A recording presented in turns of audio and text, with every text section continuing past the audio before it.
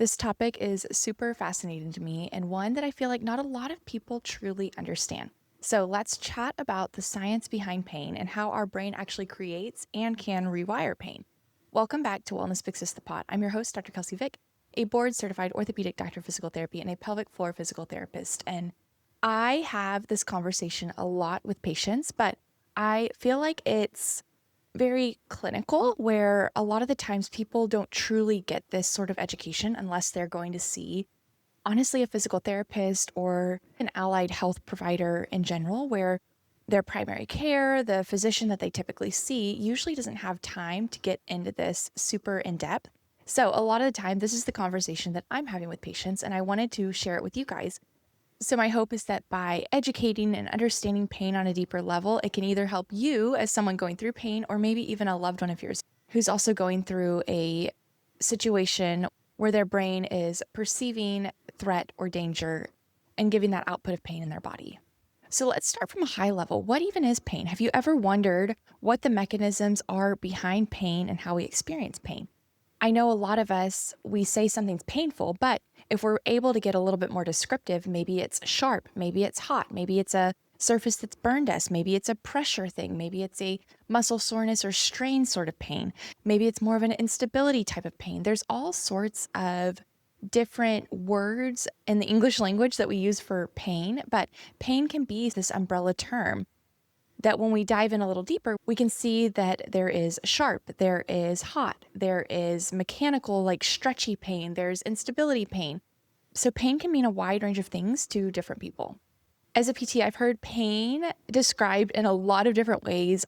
I have a really good PT friend of mine, and he started writing down funny things that patients would say to him. And he has this ongoing list, but I feel like the way that patients and people describe pain and the way that I describe pain when I'm going through pain, it can be very descriptive. Like authors and writers would be super impressed with the descriptive adjectives that people use to describe their pain. Even something like, it feels like a rubber band is just slapping me every time. Like I'm stretching it and it's slapping my skin every time. I've heard that. There are so many ways that people and patients specifically describe pain to me. But one commonality between a lot of people who experience pain is that we always relate pain to physical damage in the area that is associated with that pain, or in the area that supplies that area associated with pain. For example, if you have pain in your low back, a lot of people assume their low back is damaged, or the structures in their low back are damaged and are causing that pain. If you have a burning sensation in your arm or in your hand, a lot of people sense that the nerves supplying that hand are damaged, or the nerves in the arm are damaged in some way. So typically, people associate the pain they feel in a certain region with physical damage of the structures in that region, or the structures that actually supply that region.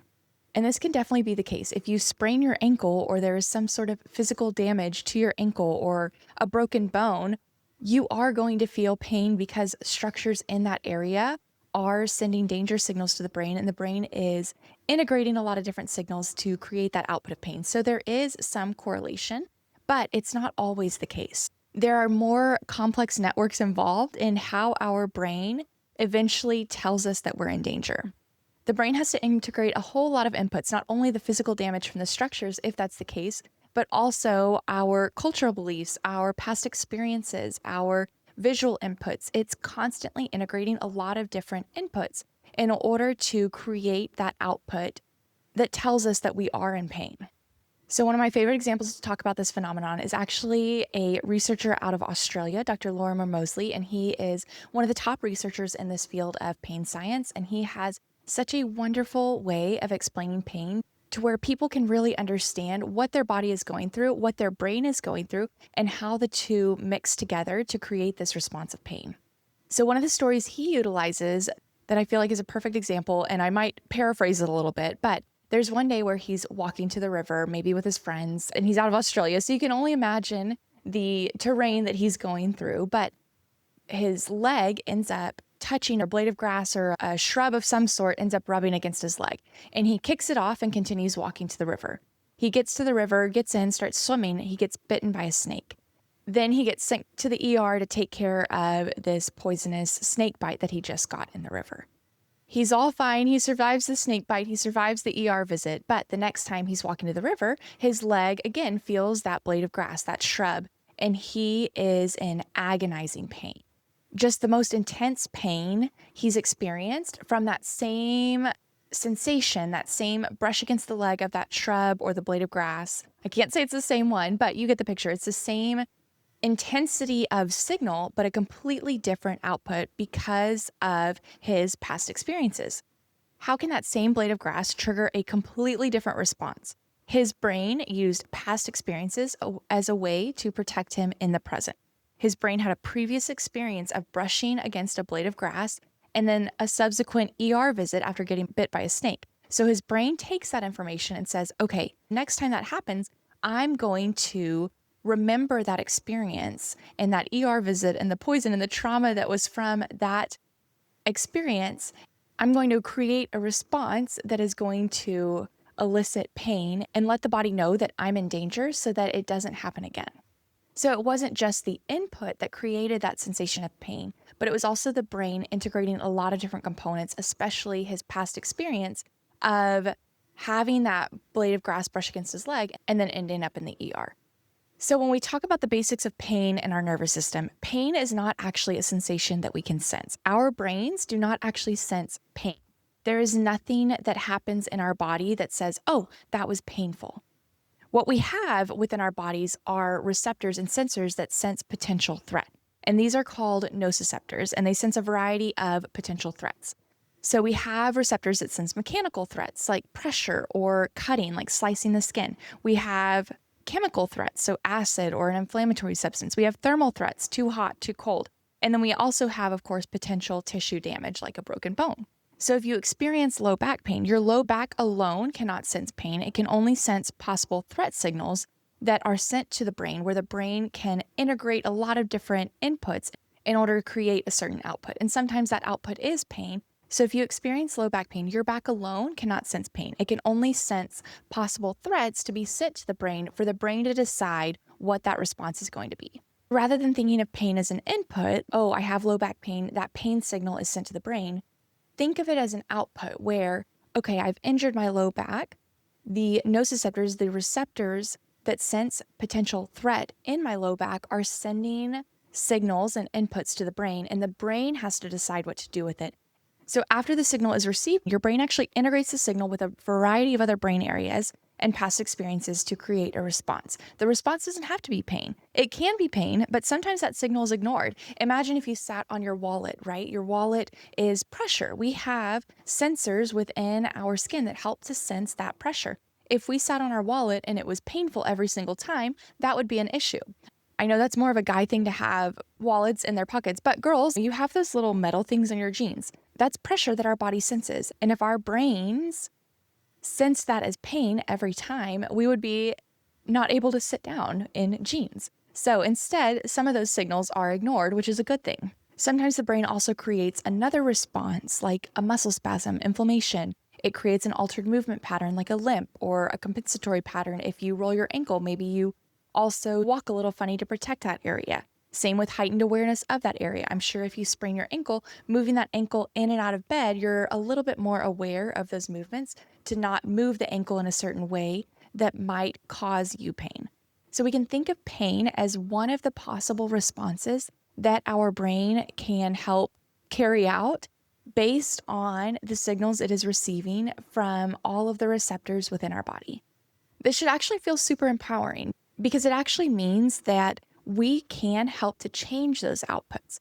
Our brain is sensing potential threats and danger, and its job is to protect us. But if it gets to that overprotective state, like in Dr. Lorimer Moseley's example of that blade of grass brushing against the leg and creating this agonizing pain response, even though there really was no threat from the blade of grass, it was what happened after. If we can think about that, we can understand that we can actually help our brain decipher what is true and what is a potential threat, what is not threatening, and what is threatening, what actually puts us in danger.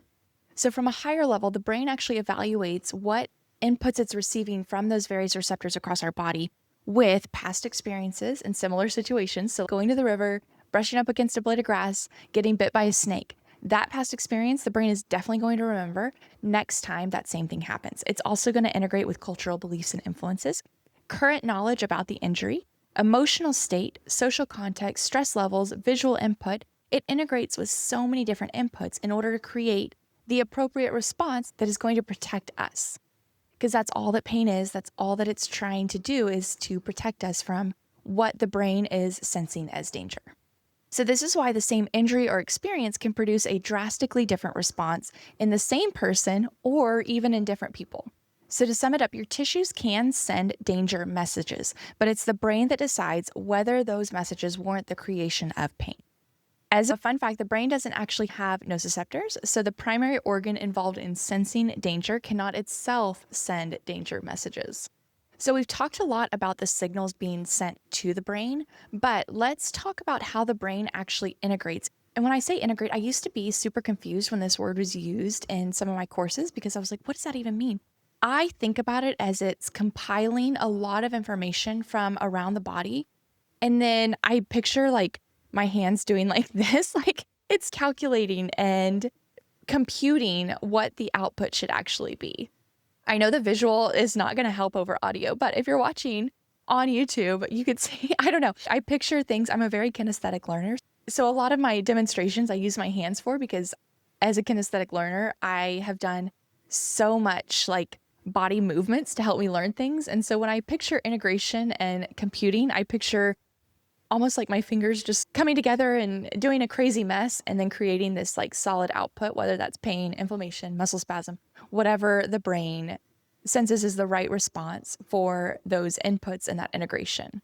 So there's 6 key brain regions that help to process those danger signals or those potential threat signals. For those of you guys who do enjoy the little bit of like neuroscience brain stuff, there's the thalamus, the anterior cingulate cortex, the insula, the primary and secondary somatosensory cortexes, the prefrontal cortex, and the motor cortex. So these areas of the brain combined are in charge of sensory processing. So where are we sensing that threat and what does it feel like? Emotional processing, how threatening is it? Memory systems, so linking it to past experiences. Cognitive evaluation, so cultural beliefs and influences. And then motor planning regions, so the protective responses, some conscious, some unconscious. We've talked about reflexes, but I don't know if you guys have ever touched like a hot tool or a hot iron or a hot stove. Your hand immediately pulls away, and that signal actually doesn't have to go to the brain. It goes into the spinal cord to actually coordinate that motion. So there's certain things that our body does that help to protect us with conscious awareness, but also without conscious awareness. Let's demo this with an acute pain example. So acute pain is different from chronic pain. Acute pain is like your ankle sprain, your deadlift where you have a low back injury. It is short and sweet, where chronic pain is long-term pain. Usually patients who have chronic pain have either had an injury that has lasted super long and they start to feel pain in other areas. They're going through some sort of treatment for cancer or some sort of disease process, autoimmune condition. So chronic pain can be a wide range of things and acute pain can be a wide range of things, but it really comes down to timing. So acute pain is quicker and more immediate. Chronic pain are those who have been experiencing pain for a longer period of time. So in acute pain, you sprain your ankle. A danger signal is then sent to the brain, too much stretch on that ankle, on those ligaments. So that can be one of the signals that's sent. Those mechanical receptors that are sensing, my ankle's been stretched in a funny way, that's potentially threatening. Send that signal to the brain. The brain integrates that signal, and then it might create the response of altered movement patterns, swelling, pain, and inflammation to protect the region from more damage. So by sending the output of pain, of inflammation, of swelling, of altered movement, your brain is helping you to protect that area where that danger signal came from.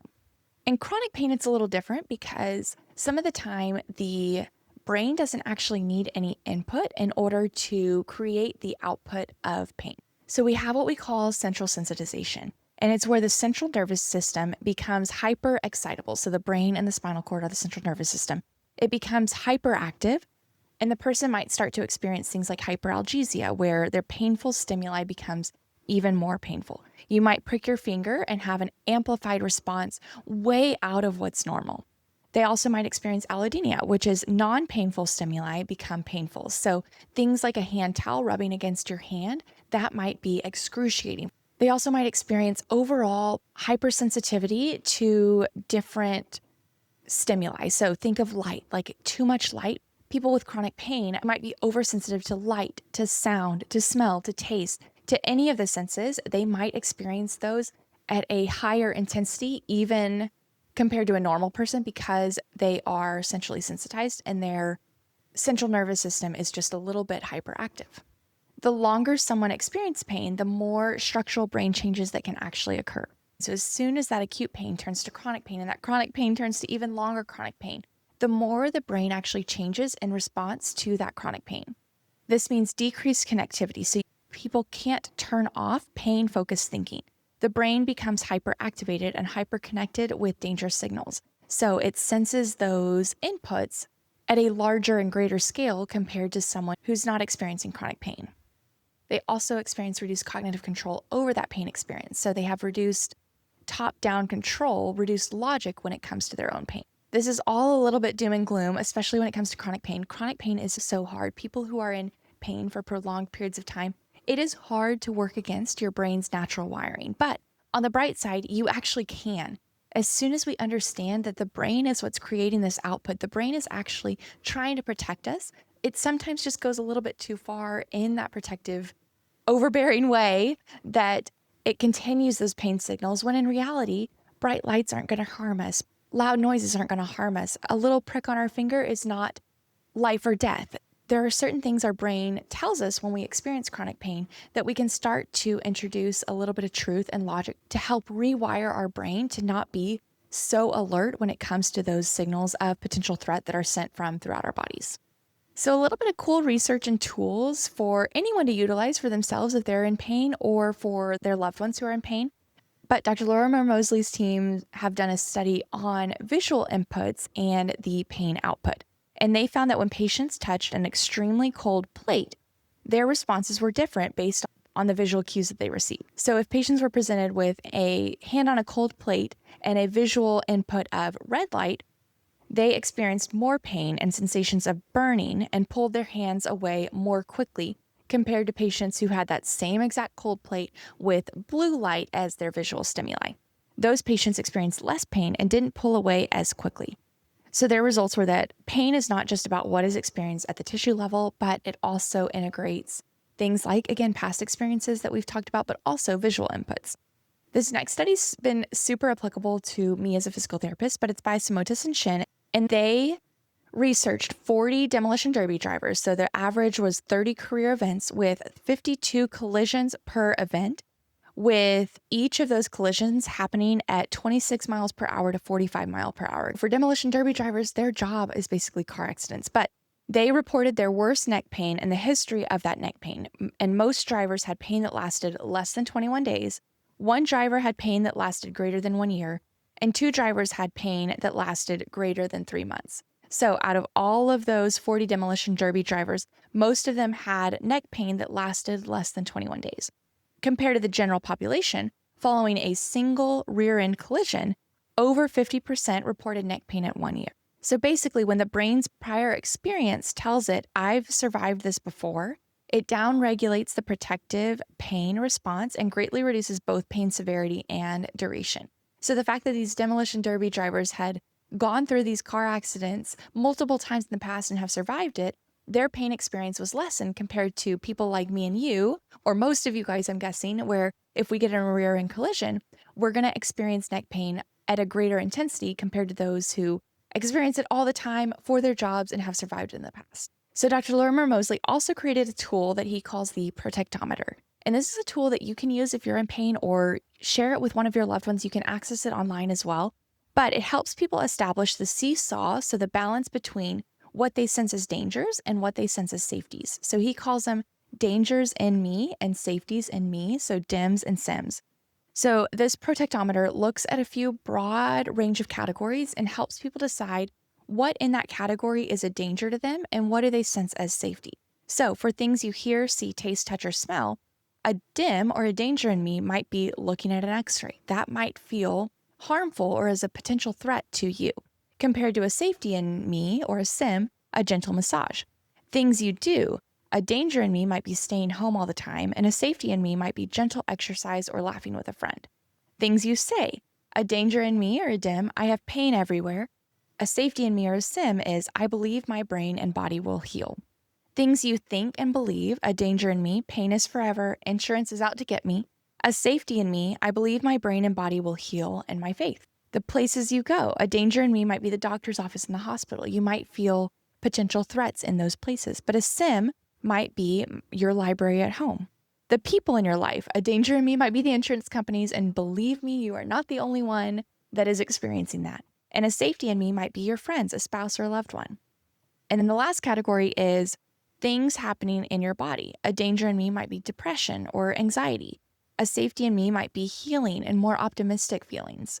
So we want to basically go through that thought exercise and have those sims, the safety in me's, outweigh the danger in me's. But this allows us to take those subconscious processes, that subconscious integration that's happening within our brains, typically outside of our control, and put a little bit more control over it.